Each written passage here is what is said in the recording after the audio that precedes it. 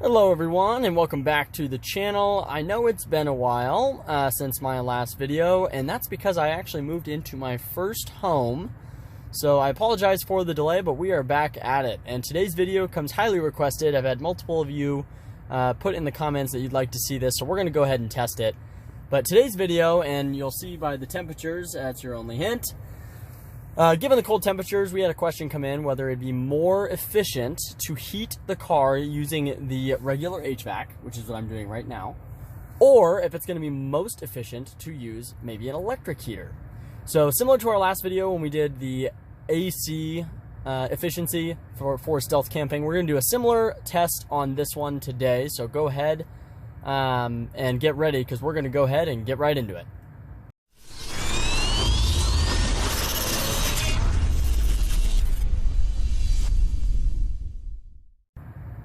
Alright, so we are going to go and test whether it's most efficient to heat the car with the ICE or the internal combustion engine, or if it is most efficient to use electric power.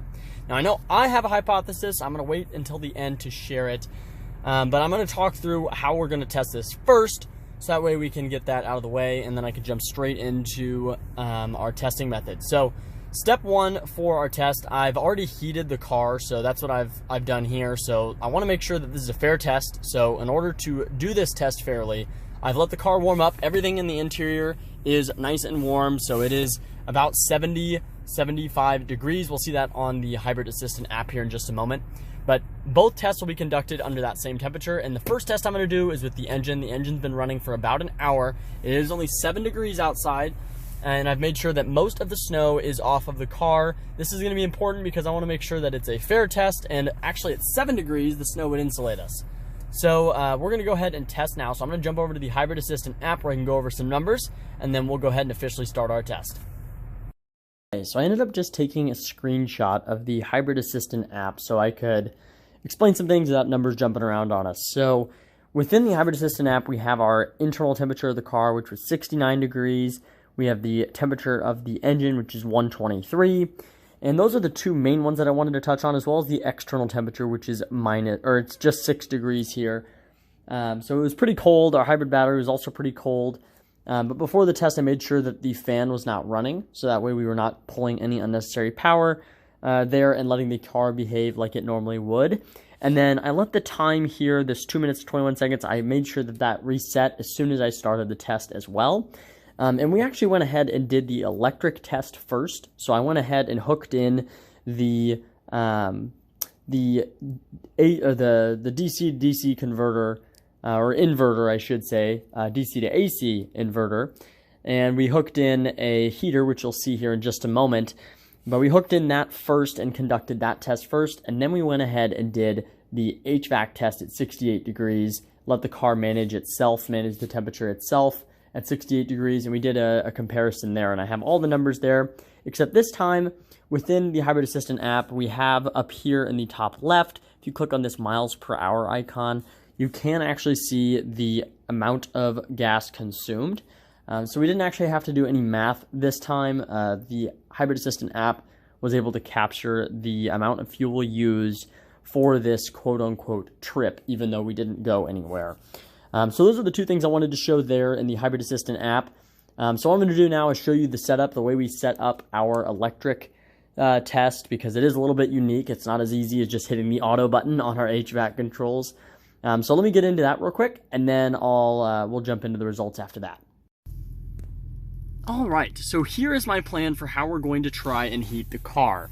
Now, I did have an additional heater to the one that you're going to see right now, because this one is rather small. It only uses about 300, 400 watts, depending on, its startup cycle. Now, we are rated for about 1,000 watts here with the built-in DC to DC converter in the Prius. So I'm going to leave this running on as high power as it has, and we're going to see if it's able to keep the car anywhere near our 68 degrees that we have here. So we're going to see if this heater can take it. If not, we may have to have a follow-up test where I use a larger heater because we do have more electric power to be able to try and heat the car with. However, because we have additional power, what I may end up doing as well is leaving the seat heater on. Not that it will create too much power, but it will help in our effort to try and heat the car. So I'll go ahead and leave that on as well. So I'm going to go ahead and turn this on just so we can confirm that we are good. Oh, it would help if it was plugged in. So we'll go ahead and plug that in first. And so it has two actual electrical outlets. So I could hook up to two things. But like I said, it is rated for 1200 watts. But we are limited to 1000 in the Prius. So we can see we're plugged in now. There we go. So now this is running. You can watch the wattage here. It's going to tick up to, yep, about 500. And then go back down as this thing settles in. So we would have quite a bit more room. We could put in probably 2 or 3 of these heaters if we wanted. And it is blowing out very hot air, so I'll go ahead and place this in the center console area, probably right about here. And what I'm going to do is I'm also going to turn off. I'm going to turn off the HVAC while this test runs. I'll go ahead and open up Hybrid Assistant. We're going to see if this heater by itself has the amount of heat, and it is quite warm, just this one heater. But we're going to see if it has enough juice to heat up the cabin, which is rather small, and keep us near that 68-degree threshold. So I'm going to go ahead and open up Hybrid Assistant, and we'll go ahead and start this test. I'll come back with the data and the results, much like our last test. So see you in a moment. All right, so here is our data. So as you can see, so we actually have over here on the left, we have our gas test, and then our electric test, which was completed before our gas test, is over here. So we actually did the electric first and then moved on to the gas. We have gas on the left, electric on the right. And as you can tell, if you just look at our trip summary, our electric test, we only had about 6 to 7 minutes of gasoline run time. And then on the gas test, we had quite a bit more time. So we had about 17-ish minutes or so of gas engine runtime. So that's pretty significant there. You can see the average ambient temperature was 6 degrees for both tests.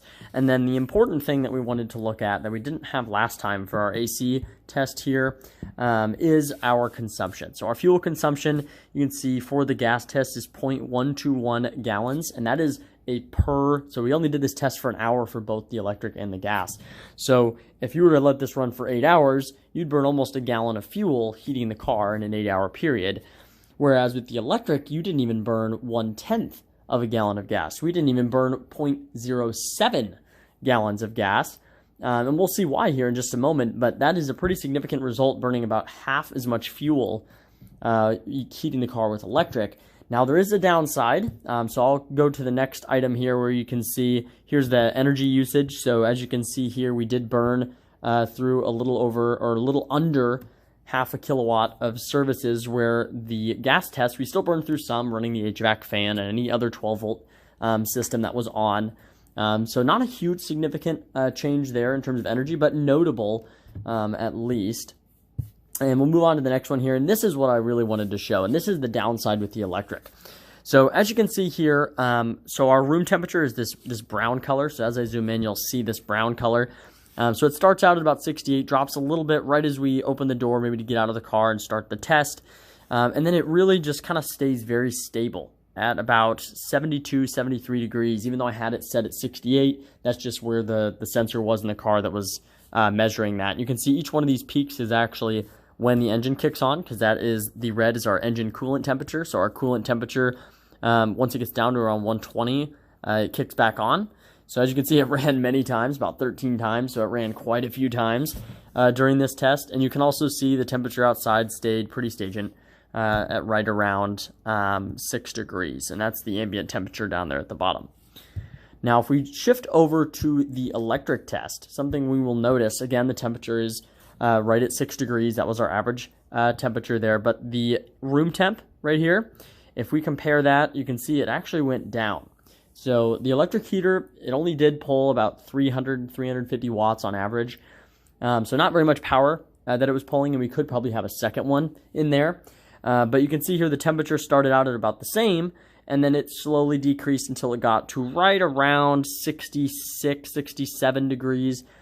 So it did all right. It definitely didn't, I mean, it wasn't dropping off the table, but it certainly wasn't staying as warm as the HVAC was. Now, that said, the engine only ran a total of about 3 times. And the way we actually timed this is pretty good. We were in between jumps here. So that's pretty much what I would expect. It only ran 3 total times during the entire test. And all of those times were to actually charge the battery. And if I jump over here, you can see there's those 3 times and there's those 13 that I just wanted to point out, that you could see each individual time that the engine was running. And then here's the product that we ended up actually using today. So I just wanted to touch on this as well. But it is a Best Tech. They're not sponsoring this video or anything like that. But it worked very well for our test. You basically just hook the positive lead to the positive part of the battery and the negative lead to the negative part of the 12-volt battery. And you let the built-in Prius DC to DC converter for the 12-volt system run the show after that. Now, as I mentioned previously when I was going through how we were going to do this test, the built-in Prius DC to DC converter is limited to about 1,000 watts. And that is a little bit of a cushion. Technically, it's 1,200 before you could overload it, but I say 1,000 because there's about 200 or 300 watts of services that still need to run in the car and will be running at any given time. So I only wanted to pull 1,000 at most and stayed way under that just to increase, the possibility of not doing any damage to the car. But I also wanted to keep this as something that I could use in the future. So that's why I went with this one. I had a great experience with it during this test, and it worked really well. And I think if it were me, and if I'm digesting these results appropriately, I would certainly think about potentially running with using like this Best Tech if I was doing some camping and wanted to, use even less fuel. Now, I know we're talking probably about $2 worth of fuel, and this is a $99 device. But if you think beyond what this device will do, nobody's going to be buying just this device for heating their car electronically. That is not realistic. Really, what I'm saying is if you already have one of these, because if you're camping, you probably do, you might think about picking up a $5 heater, which is exactly what that heater cost. And you might think about using that instead of using your gasoline engine to heat your car, especially when you're factoring in things like wear and tear on the engine, oil changes, all of that stuff. Now, you may put a little bit more wear and tear on the battery because you're going from about 60% to 40% and then back up to 60, whereas you're probably not touching those type of cycles when you're using the HVAC system. But a hybrid battery, as I've already touched on this channel, is a lot easier to replace than an engine. So that was just kind of the idea of this test. I had a lot of fun testing it and learned quite a bit. My hypothesis was actually proved correct. I was thinking that it would be more efficient. The reason being, because you might think, well, a gasoline engine, it creates a lot of heat. That's its main byproduct. It is only 40% efficient, but the reason I thought that electric would be better is because electric is fully contained in the Prius, whereas the gasoline engine is stuck outside in that 6-degree heat, and you're battling those elements and you're trying to cycle, and the coolant system is really designed to cool the engine, specifically in hot climates. So really, I thought that the HVAC in such a small engine would be inefficient at heating the vehicle, and that was actually exactly correct. Whereas heating is a little bit more efficient, and any byproduct or inefficiencies from this unit as well would be in terms of heat. So I thought it would be working well for us, and just as efficient as the AC system was, I thought that the heat was very surprising in terms of a result. So very cool to know that heating your car electronically or with your hybrid battery using a DC to AC converter is more efficient than using the HVAC system in a Prius, at least. Would love to test this in some other cars, but if you have any other ideas or any other suggestions for new content, please leave those in a comment. That's exactly where this one came from. And if you have any other suggestions, or if you like this video, feel free to give it a like. And if you'd like to see more content similar to this one, go ahead and subscribe. I'm sure there'll be plenty more where this video came from. Thank you all, and I'll see you in the next one.